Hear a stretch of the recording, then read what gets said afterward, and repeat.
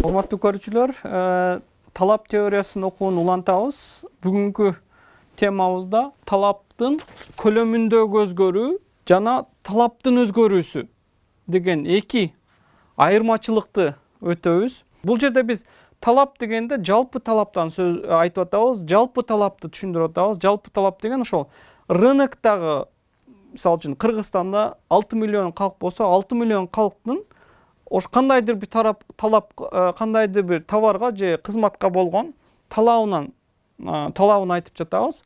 Ошондо талаптын көлөмүндөгү өзгөрүү жана жалпы талаптын өзгөрүү деген эки терминди жана эки терминдин арасындагы айырманы мен силерге түшүндүрүп бермекчимин.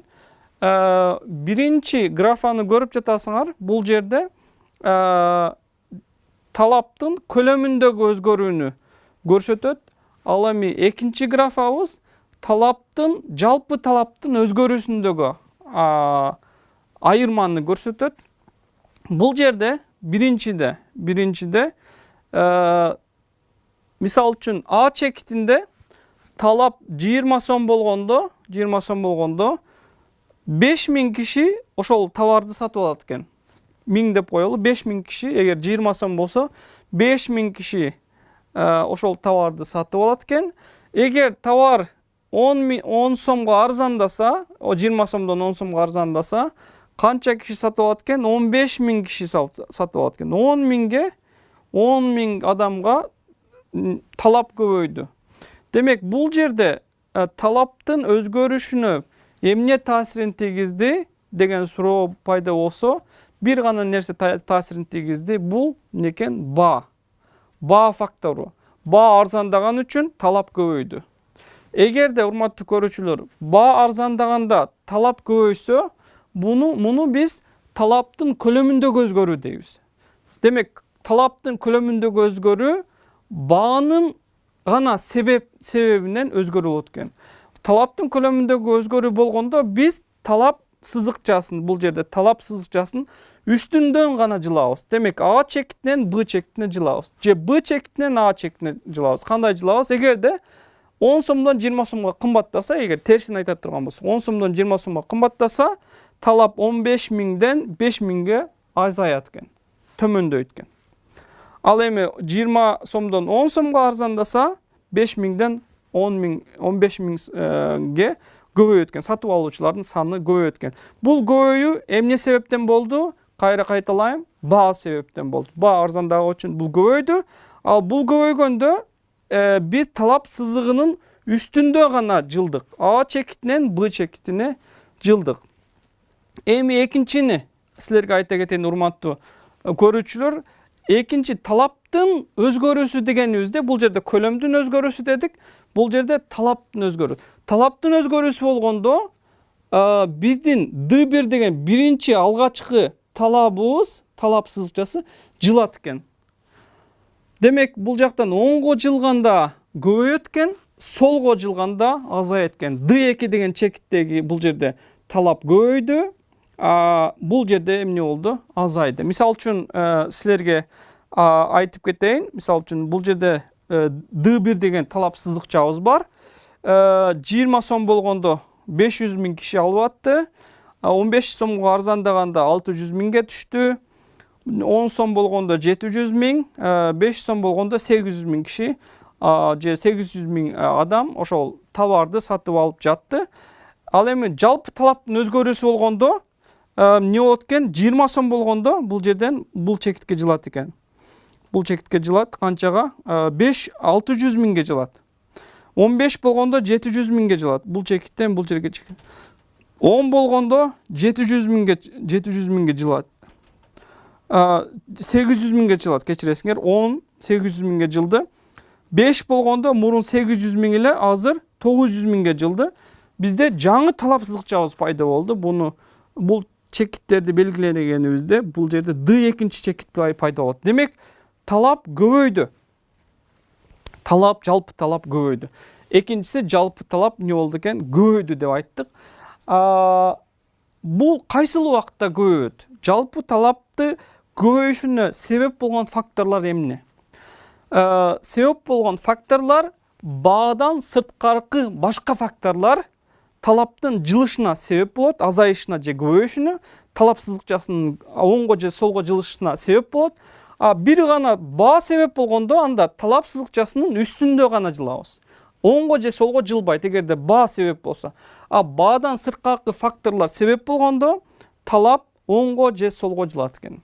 Эми кайсы факторлор талаптын оңго же солго көбөйүүсүнө же азаюусуна себеп болот дегенибизде бул факторлорду мен силерге айта кетейин.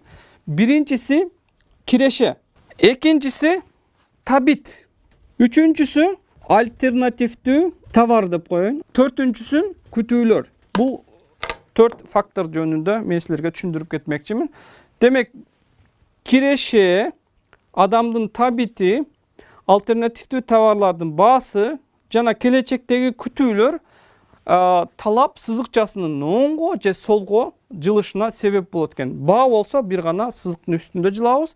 Бул факторлор себеп болгондо талап оңго же солго жылат экен. Мисал үчүн биринчиден баштайлы. Киреше. Киреше деген адамдын айлыгы.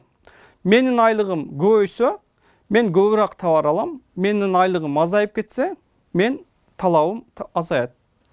Же болбосо бир адамдын бизнеси өнүгүп кетти, кирешеси көбөйүп кетти. Ал ошол алган кирешеси менен көбүрөөк товарларды алат экен. Эми киреше факторундагы негизги эки товарга болгон талап болот экен. Бул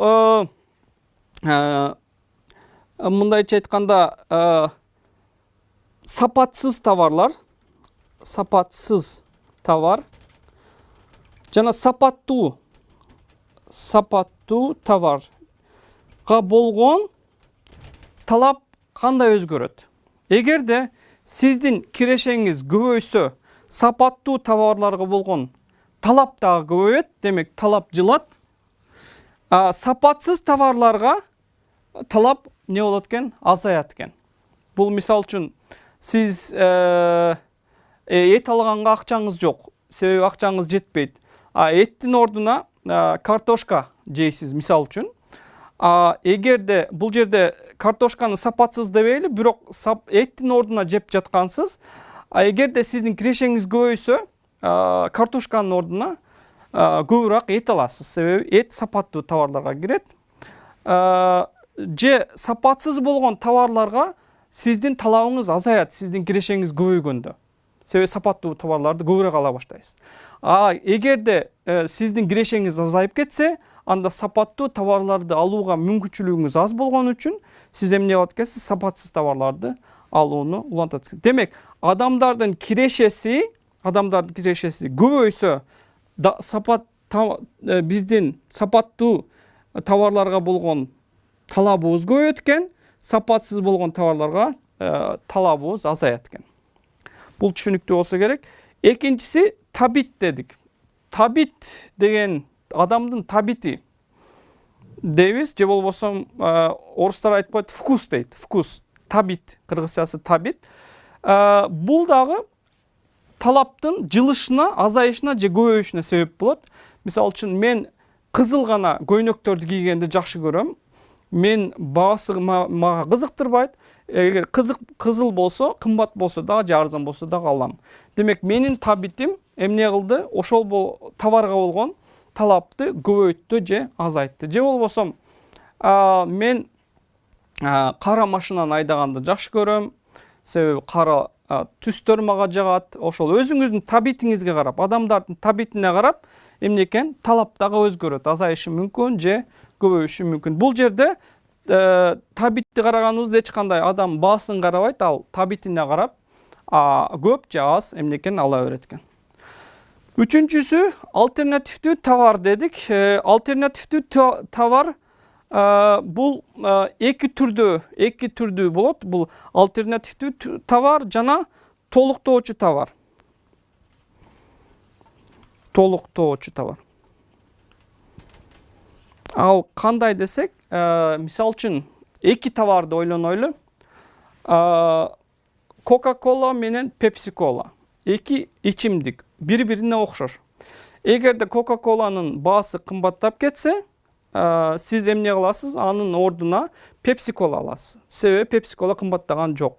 Экоонун айырмасы жок деп эсептейсиз. Сиз ошондуктан эгерде Coca-Cola'nын баасы кымбаттап кетсе, Coca-Cola болгон талап азаят, бирок Pepsi Cola'га болгон талап некен көбөйөт экен. Бири-биринин альтернативи болгон товарларды жөнүндө сөз кылып атабыз. Демек, бул жерде эмне болуп атат? Талапсыздыкчабыз Pepsi Cola'га көбөйүп атат, Coca-Cola'га азайып атат. Неге? Coca-Cola'нын баасы төмөндөп кетти. Же болбосо гамбургер менен чизбургер бири-бирин альтернативдүү десек болот. Же самса менен не десек болот? Тост же гамбургер бири-бирине окшош болгон товарлардын бирөө кымбат болсо, анын альтернативин ала бересиз сиз. Демек, бир товардын баасы кымбаттаса, же болбосо магазинге же дарыканага бардыңыз, баш оору дарысын алам дедиңиз, мисалы үчүн цитрамон алдыңыз, алам дедиңиз, бирок цитрамон кымбат болгон үчүн анын альтернативин аласыз. Цитрамонго болгон товар талап азаят, бирок анын альтернативине болгон талап не болот экен? Көбөйөт экен. Ошон үчүн альтернативдүү товарлардын дагы таасири болушу бул талапты эмне кылат экен? Өзгөртүп турат экен. Экинчиси толуктоочу товар дедик. Толуктоочу товар дегенди кандай түшүндүрсөк болот? Бири-бирин толуктап турган товарлар. Мисалы үчүн бензин менен автоунаа.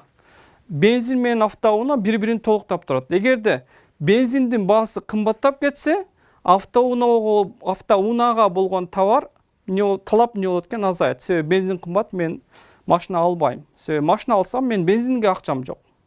Сыяктуу. Же болбосо ошол унаа тетиктери менен автомашинага болгон талапты айтсак болот.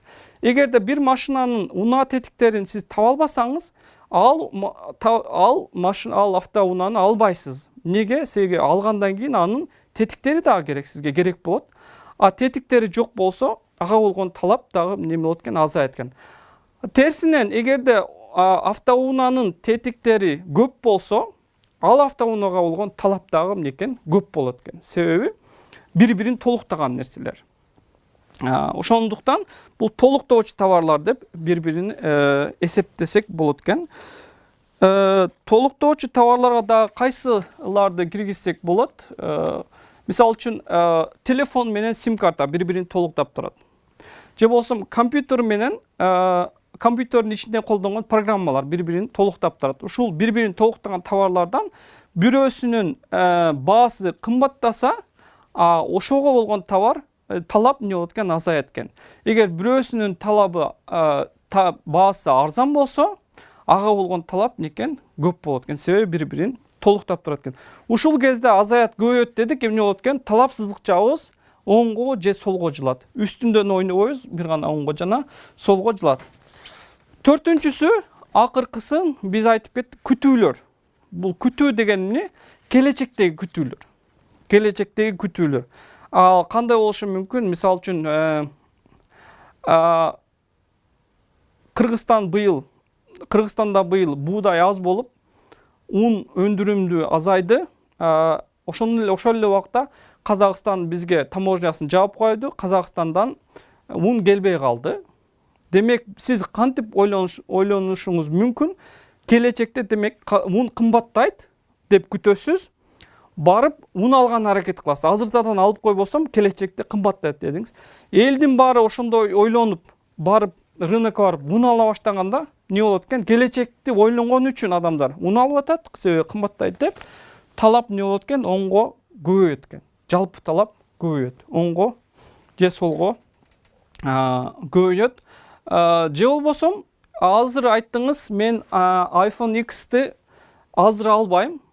Келечекте 1 жылдан кийин же 6 айдан кийин алам. Неге? Сиз билесиз, келечекте анын баасы арзандайт. Арзандаганда алам деп азыртадан албай атасыз. Азыртадан албаганыңыз үчүн не болду? Талабыңыз азайып кетти. Талап, ошол товарга болгон талап азайды.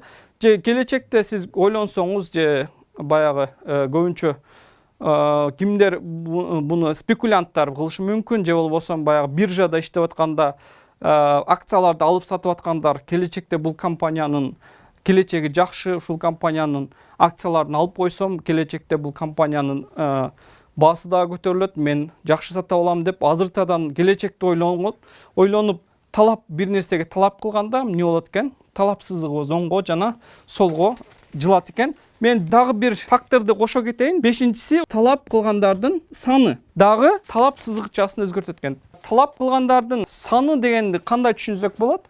Бул ошол рынокто жашаган адамдардын саны. Мисалы үчүн Кыргызстанда 6 миллион адам бар. Россияда 180 миллион адам бар дейли. Биздин рыногубуз кичине болгон үчүн талап дагы аз болушу мүмкүн. Эгерде биз Евразиялык экономикалык биримдикке киргенибизде биз Россиянын рыногу менен Кыргызстандын, Казакстандын рыногу бир болуп калды. Бир болгонубуз үчүн эмне болду? Талаптын саны көбөйдү. Себеби Казакстандын рыногу Кыргызстанга кошулду, Кыргызстандын рыногу ошондой Россияга кошулду. Талаптын саны көбөйгөнү үчүн талап сызыкчабыз дагы оңго же солго эмне кылат экен? Жылат экен. Демек, урматтуу көрүүчүлөр, бүгүнкү сабагыбызда биз эки нерсени көрдүк. Бул талаптын көлөмүнүн өзгөрүүсү жана талаптын жалпы өзгөрүүсү деп кеттик. Талаптын көлөм өзгөрүүсүндө биз биринчи графабызда көрсөттүк. Эң негизги фактор бул баа дедик. Баадагы өзгөрүү болгон үчүн талаптын көлөмүндөгү өзгөрүүдө биз А чектинен Б чектине гана жылабыз. Бул оңго же солго эч кандай жылбайт. Кайсыл убакытта оңго же солго жылат, көбөйөт же азаят? Албетте талаптын өзгөрүүсүндө. Талаптын өзгөрүүсү кайсыл учурларда болот дегенибизде, бул 5 факторду айтып кеттик. Бул киреше, табит, альтернативдик баалардын өзгөрүүсү, келечектен күтүүлөр жана талап кыла турган адамдардын жалпы саны деп. Ошол эле убакытта биз альтернативдүү товарлар үчүн толуктоочулорду дагы айта кеттик жана альтернативдүү товарларды айта кеттик. Демек, урматтуу көрүүчүлөр, бүгүнкү сабакта биз эки нерсени үйрөндүк. Бул талаптын өзгөрүүсү жана талаптын көлөмүнүн өзгөрүүсү деп